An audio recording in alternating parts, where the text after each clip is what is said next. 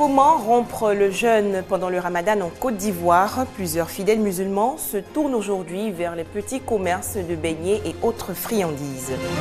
À la une également ce soir, le lancement hier des travaux du réseau haut débit en fibre optique à Grand Bassam.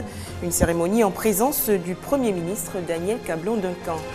Enfin au Sénégal, les 9 démineurs enlevés en mai dernier par le mouvement des forces démocratiques de Casamance ont été libérés hier. Voilà, vous suivez RTI2. Bonsoir à tous et soyez les bienvenus sur ce plateau. Le Ramadan 2013 a démarré depuis le 9 juillet dernier en Côte d'Ivoire. Le jeûne musulman qui va durer un mois constitue également une aubaine pour les petits commerces, surtout ceux situés aux abords des mosquées. Vente de beignets à base de mil, de haricots ou de maïs, commerce de bouillies nature ou lactées. Tous ces différents mets serviront à la rupture du jeûne à partir de 18h30. C'est un reportage de Grace Kando. Depuis quelques jours, les fidèles musulmans sont rentrés de plein pied dans le jeûne. Moment de purification, de grâce, de prière et de partage. Ce temps qui dure un mois est l'occasion de tout trouver pour faire de bonnes affaires. Aux abords des mosquées, de petits commerces se développent.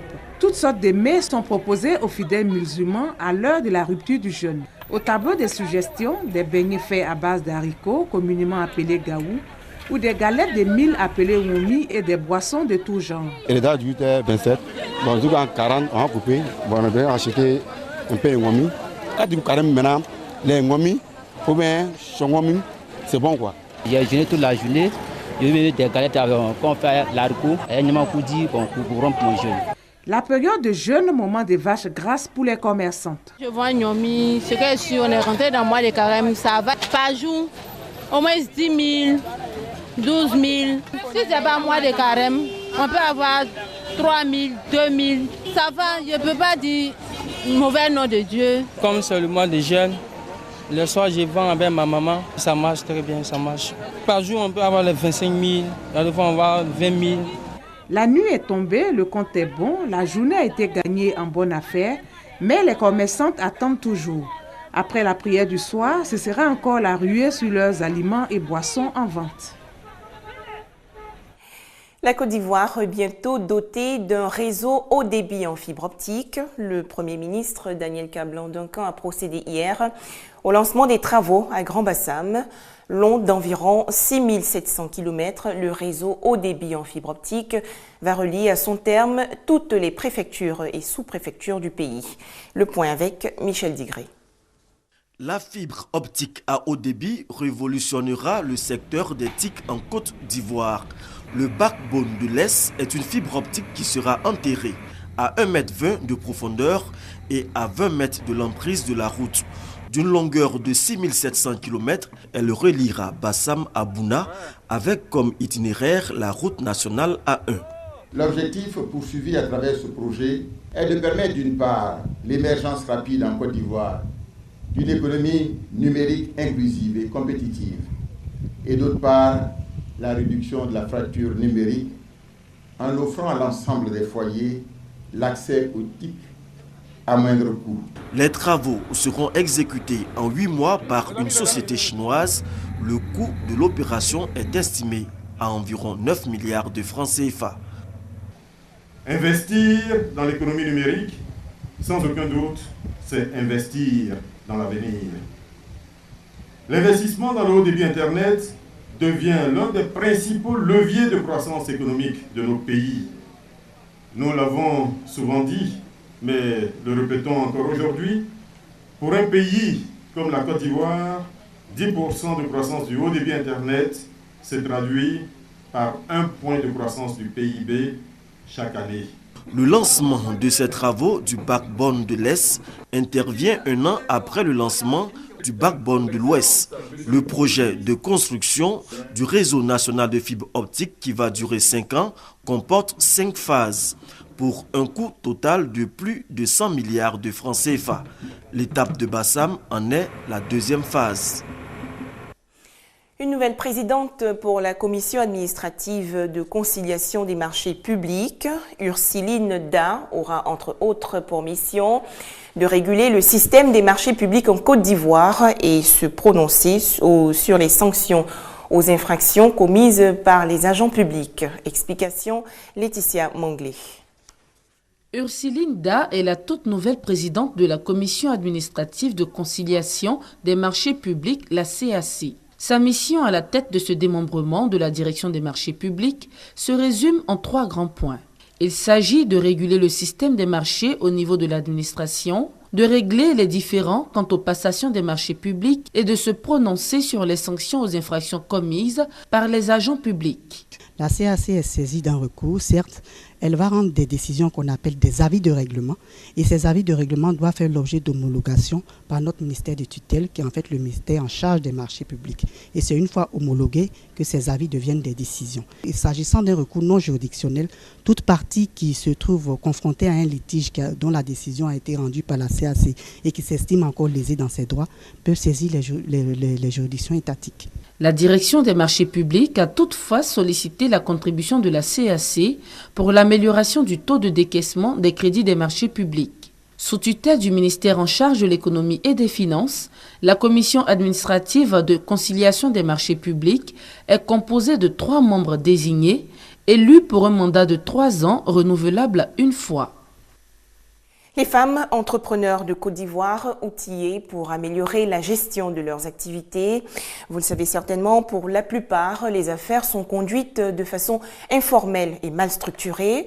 Cet atelier de formation vient donc à propos pour les rendre plus concurrentielles sur le marché national et sous-régional. C'est une initiative de la Confédération des organisations féminines africaines, la COFA. Elles tiennent divers commerces dans le district d'Abidjan et à l'intérieur du pays. Réunies au sein de la Confédération des organisations féminines africaines, la COFA, elles ont décidé d'unir leurs forces pour assurer l'intégration complète de la femme dans le développement économique de l'Afrique. Pour atteindre cet objectif, une formation sur la gestion des fonds relatifs à l'entrepreneuriat. Toute chose que tu fais qui te donne de l'argent, c'est une entreprise.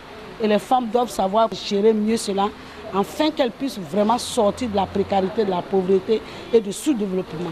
Et nous sommes dans un pays aujourd'hui qui sort de la guerre où nous devons émerger. Tenue des comptes, inventaire, planification et gestion des stocks, analyse prévisionnelle des ventes, tout est passé en revue. L'Afrique est gorgée de richesses, mais il faut les exploiter. Et pour les exploiter, il faut une main-d'œuvre qualifiée et une bonne gestion, un bon management. Des enseignements pour booster l'activité économique des participantes. La plupart des braves femmes aujourd'hui qui cherchent de l'argent, qui font rentrer de l'argent, qui s'occupent de leur famille, sont pratiquement illettrées, ne connaissent même pas la base de la gestion. Donc je pense que ce genre de formation est très important pour que ces personnes-là arrivent à gérer le peu qu'elles ont. La Confédération des organisations féminines africaines compte à ce jour plus de 200 associations et coopératives agricoles féminines.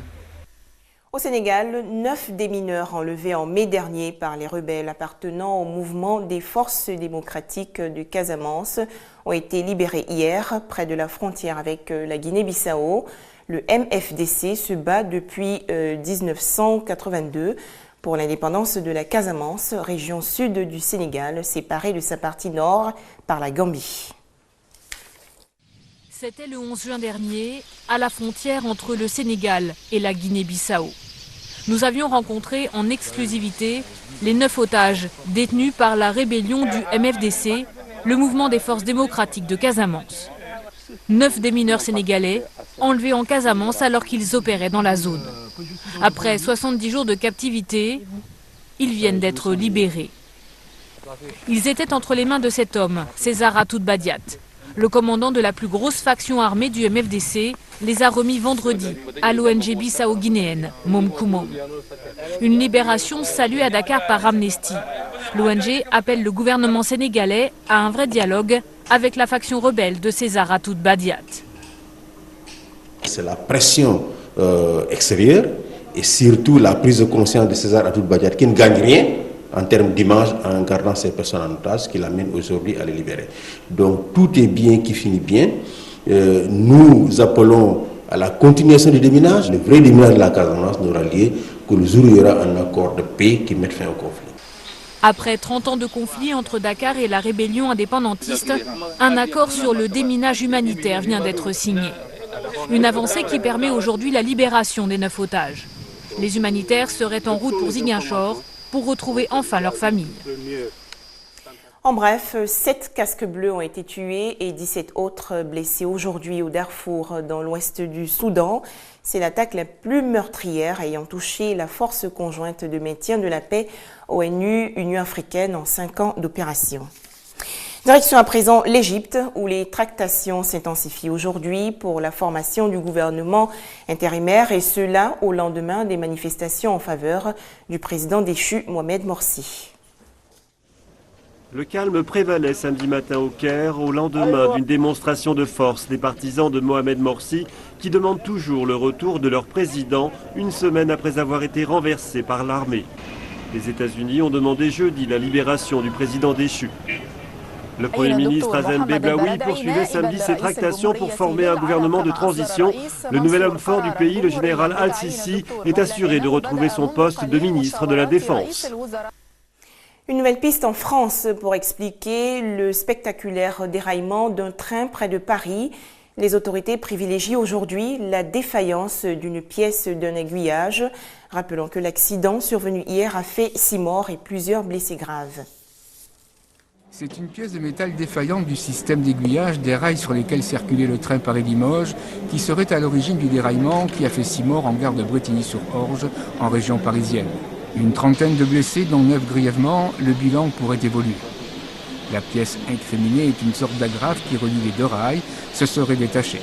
La compagnie de chemin de fer a annoncé le contrôle de 5000 pièces semblables sur le réseau. Autre incident, cette fois en Russie, une collision entre un camion et un autobus qui transportait plusieurs enfants a fait au moins 18 morts aujourd'hui près de Moscou. C'est l'un des accidents les plus meurtriers de ces dernières années dans le pays. La Russie qui attend également aujourd'hui une demande officielle d'asile de la part de l'ex-consultant du renseignement américain. Bloqué à l'aéroport de Moscou, Edward Snowden est recherché pour espionnage par les États-Unis.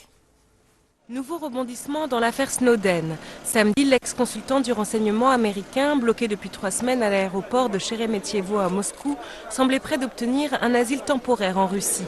La veille, il en avait fait la demande lors d'une rencontre inédite avec des ONG et des hommes politiques proches du pouvoir.